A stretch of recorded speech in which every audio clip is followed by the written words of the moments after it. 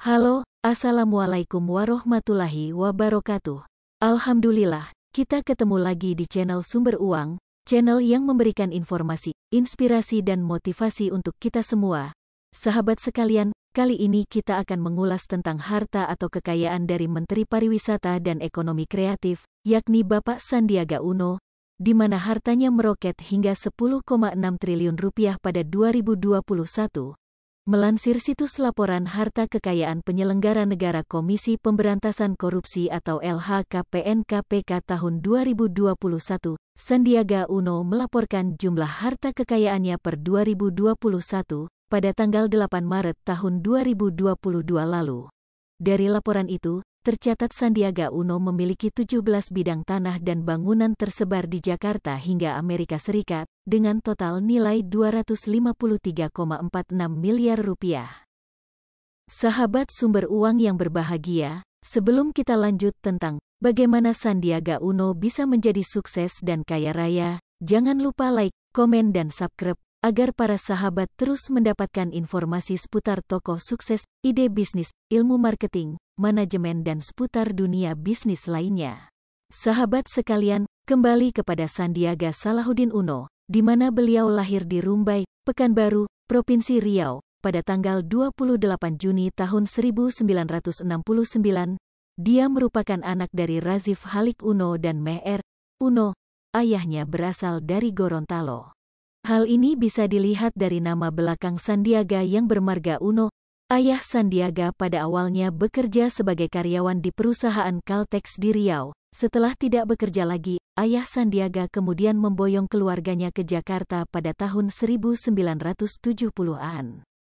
Sandiaga memulai pendidikannya di SD PKSD kemudian ke SMP 12 Wijaya Jakarta Selatan dan melanjutkan sekolahnya ke SMA Katolik. Sandiaga Uno merupakan sosok yang cerdas. Hal ini terbukti ketika ia kuliah di Wichita State University di Kansas, Amerika Serikat. Ia berhasil lulus dengan predikat cum laude. Selepas lulus dari Wichita State University, ia kemudian bekerja di Bank Suma milik William Suryajaya.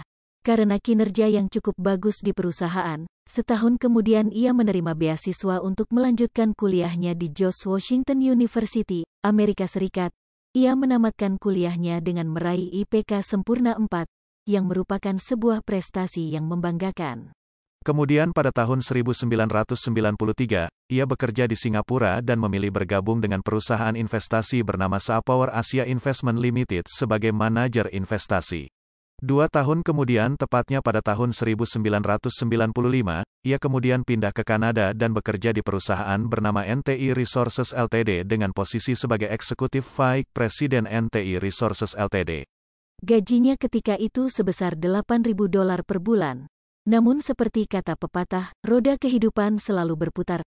Badai krisis moneter yang terjadi pada tahun 1997 mengakibatkan perusahaannya juga terkena imbasnya. Perusahaannya kemudian bangkrut dan mulai melakukan PHK, pemutusan hubungan kerja, termasuk pada dirinya. Sandiaga Uno akhirnya memilih untuk kembali ke Indonesia dan memulai usaha baru.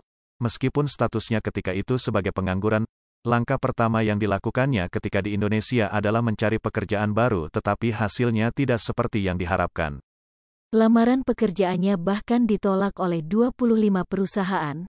Pengalaman memang mengajarkan segalanya. Hal inilah yang kemudian menjadi titik balik dari seorang Sandiaga Uno. Ia kemudian merubah mindsetnya dari karyawan menjadi seorang pengusaha. Pengalaman yang diterimanya kemudian ia coba pergunakan dengan mencoba membuat perusahaan bernama PT Capital Advisor pada tahun 1997 yang bergerak di bidang jasa konsultan keuangan.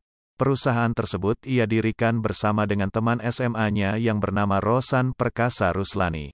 Namun tidak semuanya yang diharapkan selalu berjalan mulus. Banyak calon klien memandang sebelah mata kemampuan dari Sandiaga Uno. Hingga akhirnya 6 bulan kemudian setelah perusahaan tersebut didirikan ada perusahaan yang akhirnya menggunakan jasanya. Dalam biografi Sandiaga Uno diketahui bahwa setahun kemudian tepatnya pada tahun 1998, ia bersama Edwin Suryajaya kemudian mendirikan perusahaan investasi bernama PT Saratoga Investama Sedaya. Berbekal jaringan, network yang baik dengan perusahaan ataupun lembaga-lembaga keuangan yang ada di dalam negeri maupun luar negeri. Perusahaan yang didirikan oleh Sandiaga Uno kemudian akhirnya sukses. Perusahaan investasinya bergerak di bidang telekomunikasi, pertambangan, dan produk kehutanan. Sistem perusahaannya ialah mengumpulkan modal dari beberapa investor kemudian mengakuisisi perusahaan yang memiliki masalah keuangan kemudian memperbaiki kinerja perusahaan tersebut. Setelah kinerja perusahaan tersebut sudah terlihat cukup baik, kemudian perusahaan tersebut dijual kembali tentu dengan harga yang lebih tinggi. Salah satu perusahaan yang pernah ia akuisisi adalah Bank BTPN. Saat ini ia menjabat sebagai CEO atau pimpinan di beberapa perusahaan besar seperti Saratoga Capital, PT Tower bersama Infrastruktur Group Terbuka, PT Adaro Energi Terbuka, serta di PT Recapital Advisor. Majalah Forbes memasukkan namanya ke dalam daftar 40 orang terkaya di Indonesia dengan total kekayaan sebesar $400 juta dan berada di peringkat 29 tahun 2013. Perusahaan investasinya yaitu Saratoga Capital dikenal sebagai firma investasi terbesar di Indonesia yang memiliki karyawan sebesar 20.000 orang. Namun pada tanggal 10 Juni tahun 2015, ia resmi mengundurkan diri sebagai Direktur Utama di PT Saratoga Investama Sedaya Terbuka. Posisinya digantikan oleh Michael Suryajaya yang merupakan cucu dari William Suryajaya, pendiri PT Astra International. Saat ini, Sandiaga Uno menjabat sebagai Komite Ekonomi Nasional dan Bendahara Ikatan Cendekiawan Muslim Indonesia. Ia juga aktif sebagai pembicara utama di berbagai seminar kewirausahaan. Menurutnya keberanian serta optimisme adalah kunci pembuka jalan untuk meraih kesuksesan masa depan. Menurut Sandiaga, jejaring relasi menyumbang 30% kesuksesan. Selebihnya berasal dari kerja keras dan juga menjaga kepercayaan dalam membangun bisnis. Diketahui total kekayaan Sandiaga Uno sekitar 3,8 triliun rupiah berdasarkan laporan harta kekayaan penyelenggara negara, LKHPN, pada September tahun 2016 saat ia memutuskan untuk maju menjadi sebagai kontestan Pilkada Jakarta. Jika dibandingkan dengan 2020, harta Sandiaga bisa dibilang melesat 2 kali lipat. Saat itu, ia memiliki harta mencapai 5 triliun rupiah. Laporan itu diserahkan Sandi ke KPK saat ia menjadi calon wakil presiden RI tahun 2019. Ia juga memiliki alat transportasi dan mesin yang terdiri dari 3 mobil mewah. Total nilainya mencapai 775 juta rupiah. Selain itu, Sandiaga juga memiliki harta bergerak lainnya senilai 3,2 miliar rupiah.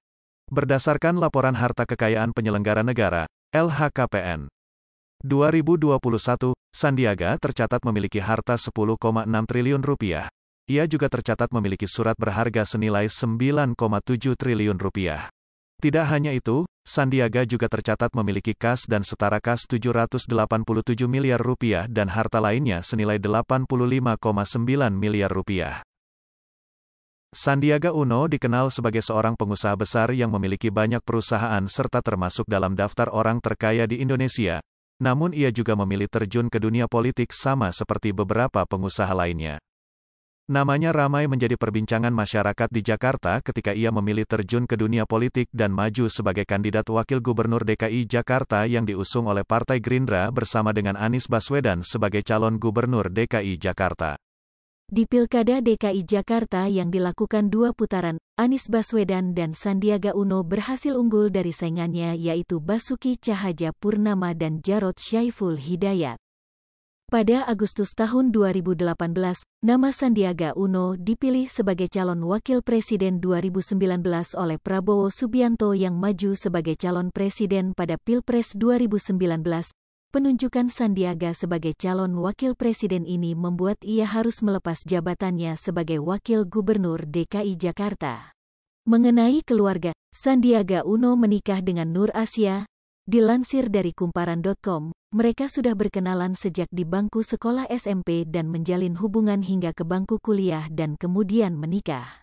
Dari pernikahannya ini, Sandiaga dikaruniai 3 orang bernama Sulaiman Salahuddin Uno, Anessa Atira Uno, serta Amira Atifa Uno.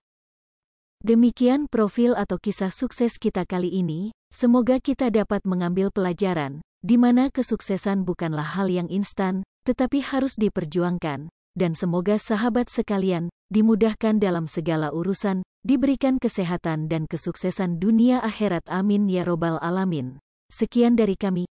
Wassalamualaikum warahmatullahi wabarakatuh. Salam sukses selalu.